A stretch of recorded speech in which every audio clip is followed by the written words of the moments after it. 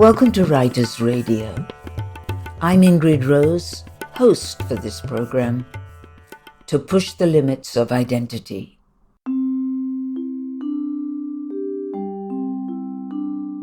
It was 9:30 in the morning for me in Vancouver when I spoke with poet Pervin Saket in Mumbai, India. There it was 11 at night.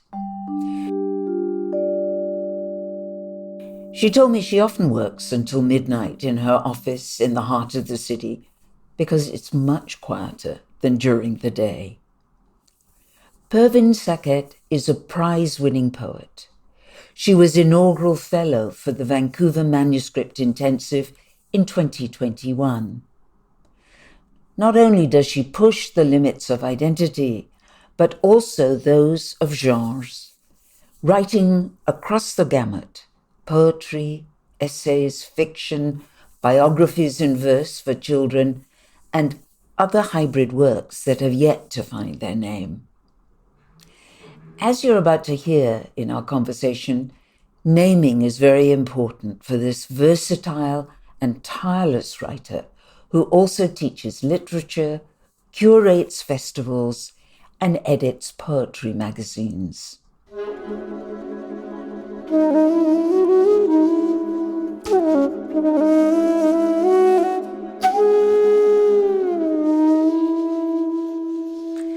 So good to be talking with you, Pervin. Tell me, does your name have a meaning? Pervin, it's a Persian name of Persian origin, and it means a star. Saket is actually my pen name. It's my husband's first name that I have adopted when I write, and Saket is the name of a place in India. Yes, it's the name of a holy religious place. It is where Ram, one of the various avatars of Vishnu, was born. Yeah, so it has religious significance. I didn't want to use my surname or his surname. Surnames here have a lot of connotations of caste and privilege and all of those references, and I wanted to let go of that, whereas first names don't. So it just made sense for me to take my first name and his first name, and he's done the same. So he goes by Saket Pervin. That sounds very yin-yang. I know that you're the curator for the Kala Goda Arts Festival in Mumbai, which is where you live. Mumbai, yes, that's where you live. The festival actually happens in the city? It does. It happens in the heart of Mumbai, and Kala Ghoda translates into a black horse. There's a very large statue of a gorgeous black horse in the middle of the arts district in Mumbai. It's named after that. So the Kala Ghoda Arts Festival, it's a 9-day long festival, and there are several curators looking into different verticals. I look at the literature part of it. We just finished. It was fabulous and exhausting. Like most things, when you live intensely, you die a little. It felt well, I think you're very courageous to do an interview shortly after this. But you also, it's not like you just do one thing. You're the poetry editor of the Bombay Literary Magazine, which has been going for about 10 years. Yes, it has. It has been going for 10 years, and it's been quite a journey. It first ran in a very minimalistic format. I joined about 2.5 years earlier. After that, we collectively managed to secure a grant, and we got some funding. You said that these days, if language must be employed at all, it must be for its ability to transcend, to push the limits of identity, which is why I prefer to shed the noun for the verb, because it's act-oriented rather than identity-oriented. Right. Yes. Thank you for reminding me of that. In fact, I have a poem that speaks to that. It's called The Names of Things.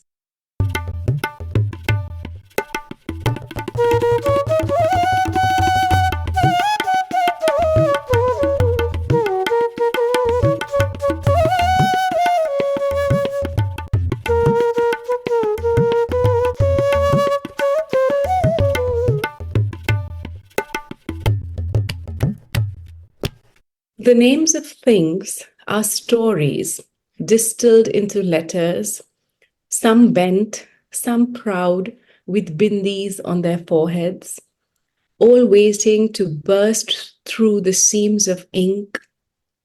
The names of things are ancient, pillars rooted in histories of owning and fragmenting, lineage and language, boxed identities of belonging.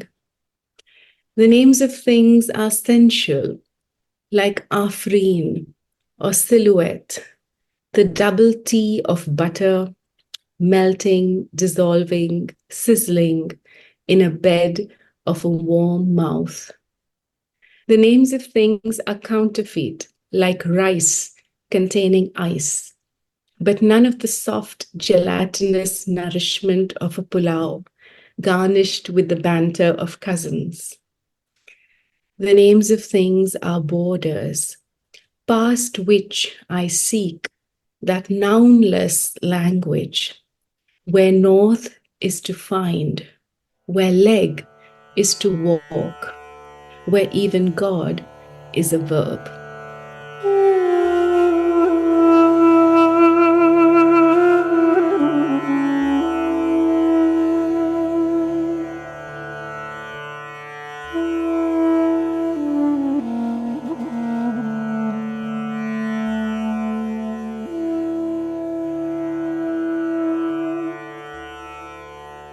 India is a country that is caste-ridden, as well as suffering from colonialism. Some of your poems touch on this. Yes, they do. It gains a different kind of significance with this experience, this idea of categories and kinds. Yes, well, you bear a Persian name. It is true that majority of the population in India would belong to the Hindu, they would follow the Hindu religion or belong to that group, but there are very large numbers who do not. I come from a family, a lineage that follows the Zoroastrian faith. And Zoroastrianism is one of the oldest religions in the world, predating all of the prophets that are followed by a different group. It is also one of those that is followed by perhaps the smallest number of people now. In India, we have only about 50,000 Zoroastrians left. I really appreciate your ability to slip into the consciousness of other kinds of people. I'm looking at the one Slum Roots at Kufa. Yes. So Cuff Parade is this very upscale, very elite neighborhood in Mumbai. And we have, I don't know if this is particular to cities in North America, but what we have in several large cities in India is that these wealthy neighborhoods are often surrounded by what we call bastis, or slums, or clusters where it's the same pin code. So it's this it has the premium of real estate, but these are people who are doing the jobs of drivers or working in people's homes or nannies. Although they are neighbors in a sense, the divide is so stark. तुम इबादत हो अमानत मेरी हर जन्म जाने मन न जाने जा तू है मेरी दुआ. Slum Roots at Cuff Parade, Mumbai.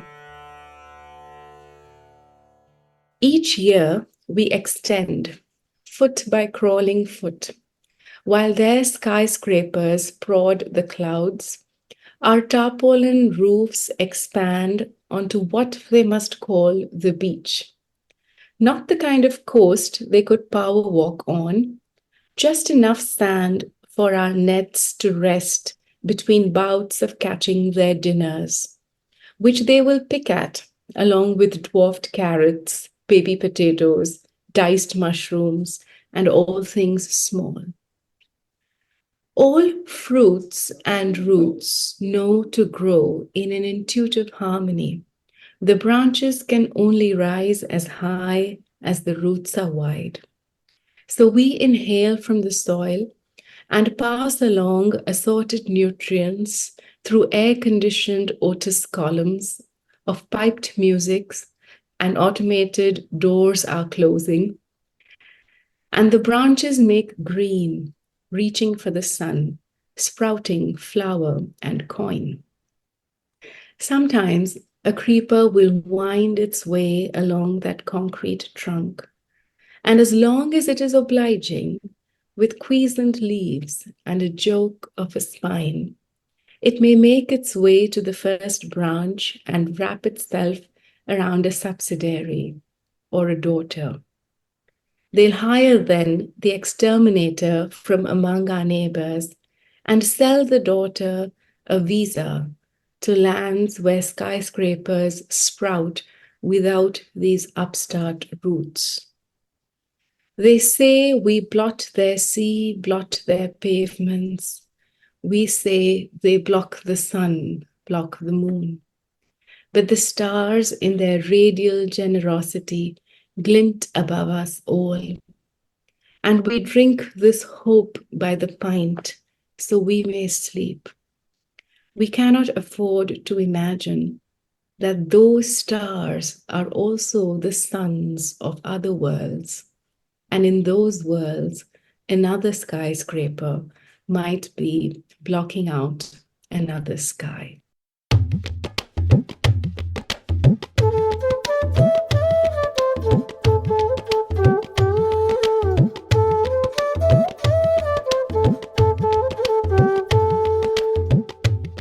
So you're very aware of the material conditions around you, and yet you also have a very spiritual approach.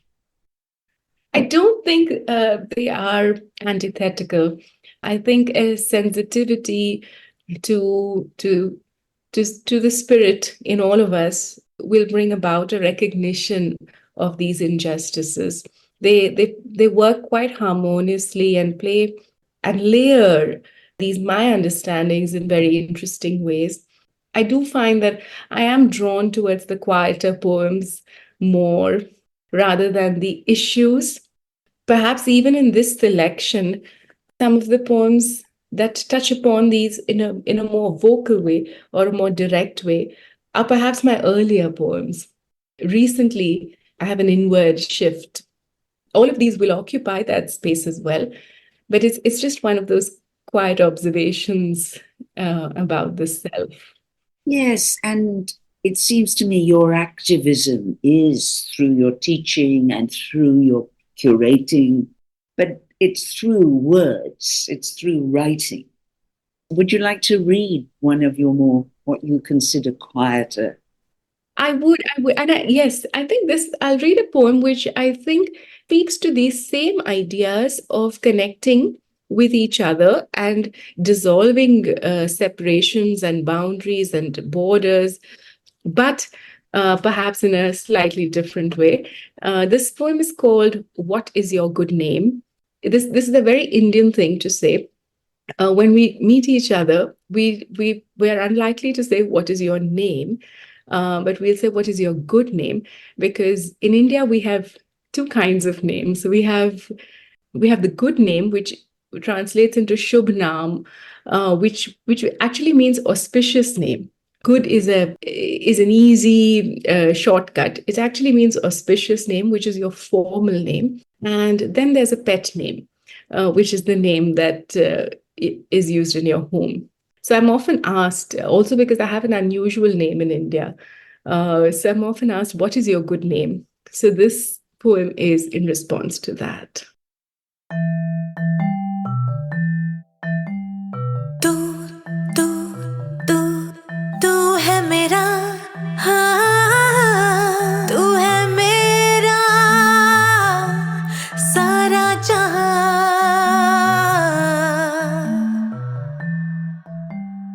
What is your good name? I must start with the story of how Ma wanted to name her children after gods. So, with her last breath, when she'd call out to her faraway brood, and she was certain she would, the gods would think she's reaching for them and grant her moksha. Instead, the astrologer charted the paths of the stars at my first breath and extracted from the thick of those constellations the syllables that would fall on my ears, all my ears, like a whirling mantra. But my true name is neither sound nor subterfuge. To know it, you will need to learn a dialect of silence, not muffled withdrawal or bubbling secrecy, but the vernacular of the grass noiselessly opening yet another blade, the idiom of the wind when it meets neither tree nor bird, just expanses of inhale, exhale.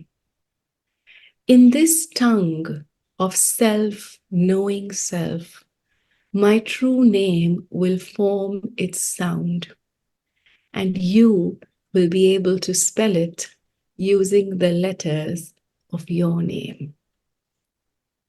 Is it also the same impetus, the same push to merge and to dissolve these ideas of separation? And because I work with language and names matter so much, it is true, your name and my name is finally the same name.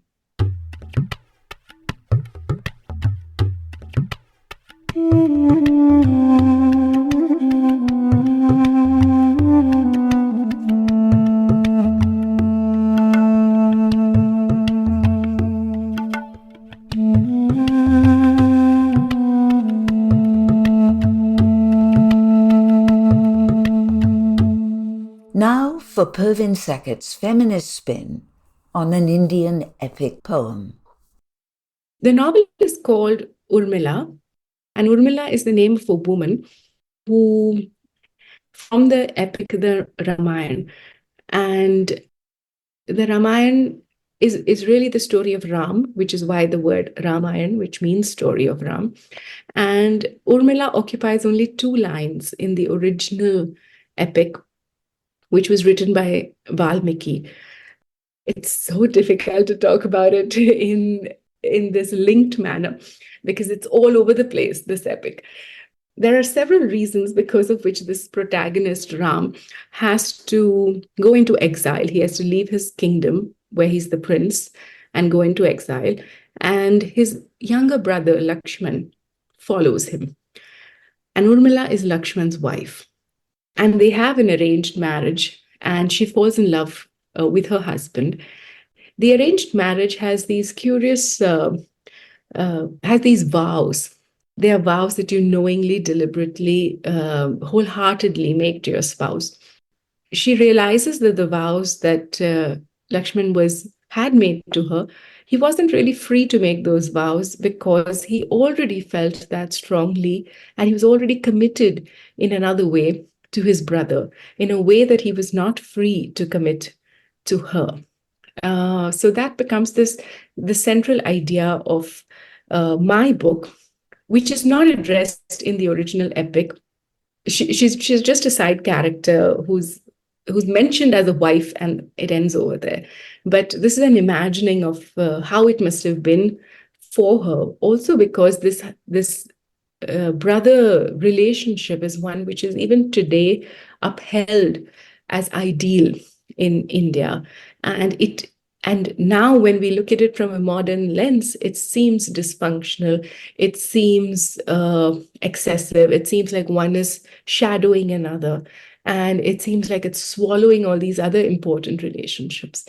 That's the space from where the novel really begins. The poem is called Urmila Asks a Question. So this is how it goes.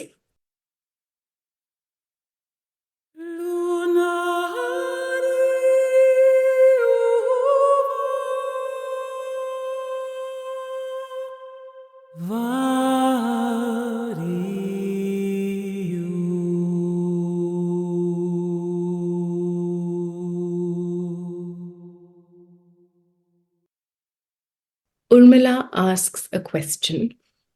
They never hear it, of course, since 30,000 verses over 7 volumes are too busy with the gods of men and the triumph of an unsettling good. Urmila asks a question that hides between the first poet's chants, where devotion towards a brother ignores the desertion of a wife, in pauses taught with hidden pleas. Urmila asks a question which, like the flutter of a sparrow, shatters into stillness in an air too strong with rhetoric to sustain the flight of this wingless whisper. The question crackles of sacred vows, of an orange fire and a hollow promise. It sobs, half bride, half widow, half blessed, half cursed, hand against hand, cheek against cheek, limb against limb. It stinks like the marigolds crushed under their heaving bodies. They will never hear the question, only the distressed, disturbed air that it breathes, only its blatant, bold tenor. They will never know its words, each aching, sour, lonely syllable. For them, it is outrage enough that Urmila asks a question.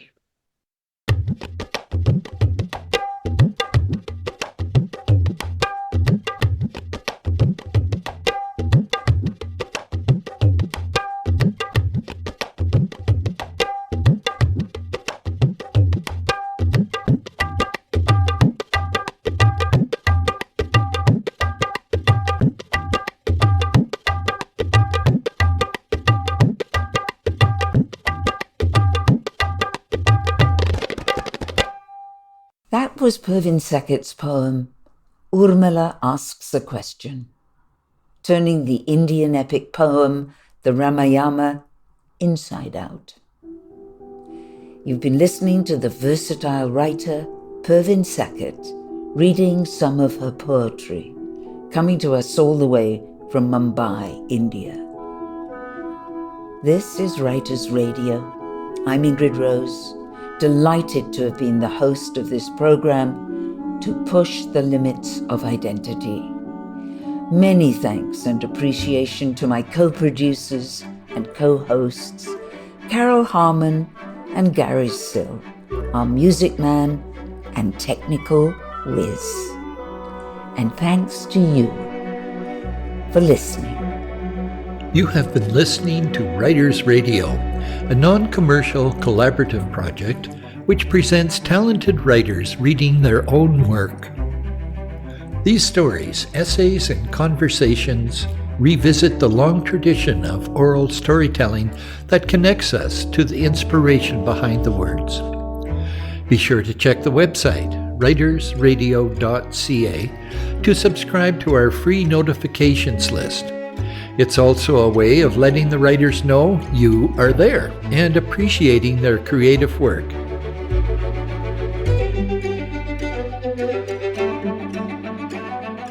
Writers Radio broadcasts from Half Moon Bay on the Sunshine Coast in Canada, traditional tribal land of the Sechelt Nation of the Coast Salish peoples. We express our gratitude for their wisdom teachings and land stewardship.